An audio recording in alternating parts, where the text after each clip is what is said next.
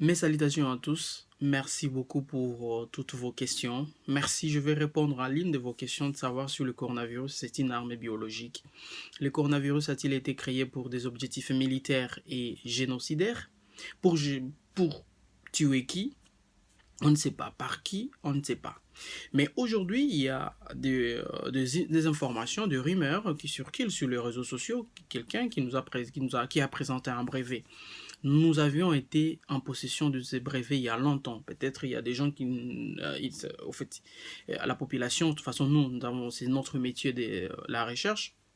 Le brevet existe depuis 2015, 2005 plutôt, depuis 2005 que ces brevets existent.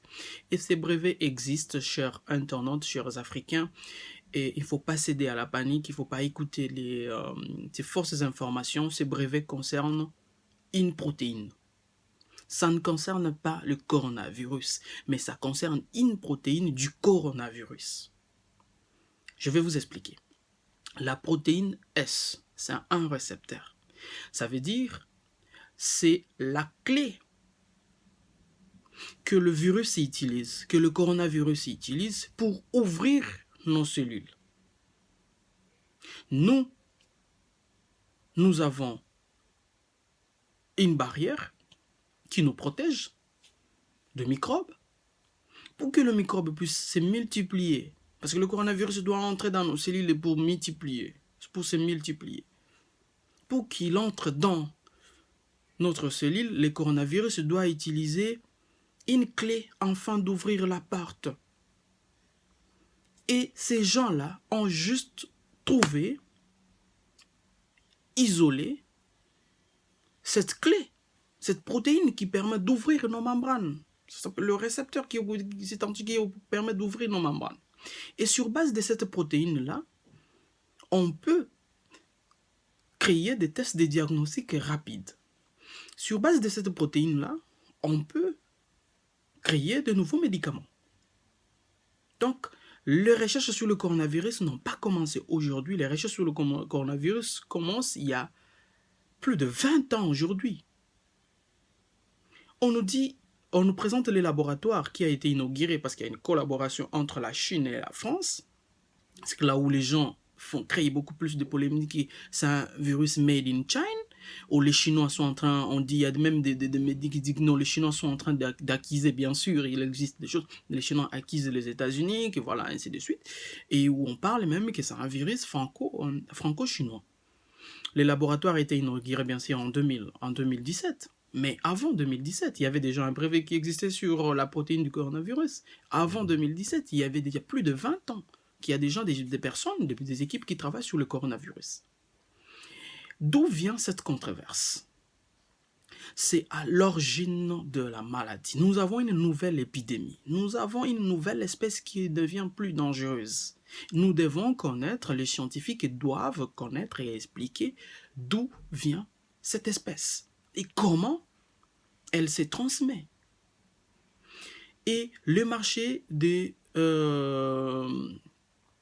Wuhan qui a été présenté comme l'épicentre, donc l'origine de la propagation de la maladie. Et qui ont propagé ces maladies? On nous a dit que on nous a expliqué, ce sont les chauves-souris. Oui, les chauves-souris partagent le matériel génétique, le même matériel génétique avec le coronavirus. En fait, il y a des ressemblances. Est-ce que les chauves-souris ont transmis le coronavirus aux gens, aux habitants de la région de Wuhan? Point d'interrogation. Qui est le patient zéro? Ça veut dire le premier malade.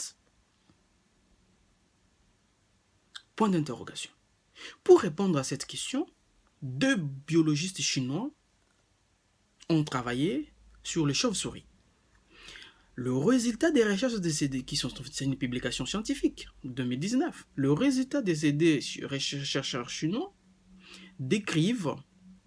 explique que les chauves-souris dont on nous présente ici comme responsables de cette épidémie sont situées à 1000 km de ce marché de Wuhan. Ils sont situés à 1000 km. Et la chauve-souris n'est pas une source alimentaire de la population de cette ville de 15 millions d'habitants de Wuhan. Comment est-ce qu'alors ces chauves-souris ont quitté, se sont déplacés de 1000 km et s'est retrouvé sur le marché et transmettre le virus? Pour répondre à cette question, les deux chercheurs chinois ont évoqué des hypothèses. Et dans leurs hypothèses, il s'agit bien de deux laboratoires. Il y a un laboratoire qui est situé à 280 mètres du marché de Wuhan. Et c'est le laboratoire de Wuhan Center for Disease Control and Prevention. Dans ces laboratoires, il y a des équipes qui travaillent sur les chauves-souris. Ces laboratoires sont spécialisés dans la collecte des pathogènes et dans leur identification. Ok. Ça c'est la première controverse. Deuxième laboratoire qui est toujours situé tout autour de ces marchés, il est situé à 12 km. Et dans ces laboratoires-là, c'est le laboratoire de Wuhan Institute of Virology, Chinese Academy of Science. C'est les laboratoires qui travaillent aussi sur les chauves-souris. Maintenant, c'est là l'origine de ce problème. Est-ce que les chauves-souris de ces deux laboratoires se sont échappés et s'est retrouvé sur le marché ou dans la ville de Wuhan? Qui a consommé les chauves-souris dans cette ville? Aucune réponse jusqu'à aujourd'hui. Aucune réponse. Bien sûr, tous les pays du monde, tous les pays du monde font de la recherche sur les agents pathogènes. Nous devons comprendre, parce que vous savez qu'aujourd'hui, nous sommes attaqués par les microbes. Et les chercheurs, leur mission, c'est d'arriver à expliquer comment ces virus ou ces microbes sont transmis. Et comment quels sont les moyens de lutte que nous pouvons mettre en place. Ça peut être des médicaments, ça peut être des vaccins, ça peut être. C'est ça. Donc la grande question aujourd'hui qui se pose, c'est l'origine du coronavirus, de cette espèce aujourd'hui, des Covid-19. Covid-19, on parle bien de l'espèce Covid-19. Et qui est ce patient zéro? C'est lui qui a attrapé la maladie pour la première fois. Le coronavirus n'a pas été inventé au laboratoire, c'est un virus qui existe déjà. L'espèce Covid-19 que nous avons aujourd'hui, c'est l'espèce la plus dangereuse. Le brevet qui concerne, ça ne concerne pas le Covid-19, les brevets concernent le coronavirus en général et le brevet a été déposé sur l'invention d'une protéine qu'on appelle la protéine S du coronavirus. Ça, c'est la grande question. Alors, ne cédez pas à la panique. Il ne faut pas que ces fausses informations, vous puissiez les gober parce qu'il y a un grand problème. Il y a des liens entre l'effondrement, la chute du système, l'effondrement du système immunitaire, le stress et l'anxiété.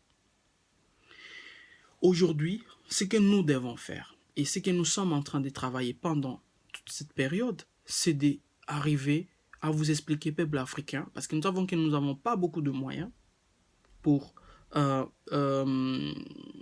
lutter contre cette maladie, mais nous devons utiliser aussi nos moyens localement. Et les moyens localement, ce sont les moyens naturels, ce sont les moyens naturels basés sur nos plantes médicinales.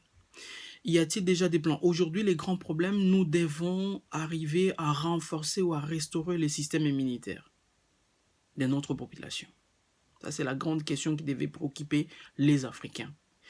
Nous n'avons pas les moyens pour lutter contre les agents pathogènes, mais nous avons le moyen pour restaurer ou renforcer notre système immunitaire. Ça, c'est plus facile pour nous en tant que peuple africain, nous pouvons le faire. Et nous avons le moyen de le faire. Mais les grands problèmes, nous devons vous proposer des protocoles qui sont acceptables et qui ont déjà prouvé, qui ont déjà testé ou qui ont déjà démontré leur efficacité. Nous ne pouvons pas venir vous parler seulement comme ça, sans de preuves. Ce que nous recommandons, vous devez respecter toutes les mesures de prévention. Vous devez vous isoler. Appliquer les mesures d'hygiène, comme cela a été recommandé par les autorités sanitaires. Nous ne devons pas entrer dans des fausses théories. Bien sûr, il peut y avoir des théories, des complots, mais là, nous ne pouvons pas entrer sur ces terrains-là. Nous devons réfléchir, nous, chercheurs africains, scientifiques africains, médecins africains, comment nous pouvons renforcer le système immunitaire de la population africaine. Pas comment nous n'avons pas les moyens pour lutter contre les pathogènes. Il n'y a pas vraiment assez de moyens pour lutter contre les pathogènes.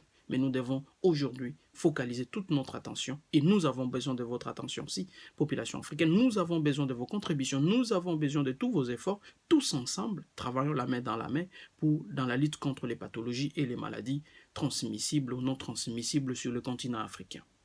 La santé des Africains, ça fait partie de notre lutte et nous devons vous donner des bonnes informations. Merci vraiment de nous avoir fait confiance. Merci de nous envoyer vos questions. Nous allons revenir prochainement avec une autre vidéo, quels sont les protocoles et comment vous pouvez renforcer votre système immunitaire ou restaurer votre système immunitaire afin que vous puissiez avoir une armée prête à lutter contre le coronavirus et d'autres agents pathogènes. Je vous remercie.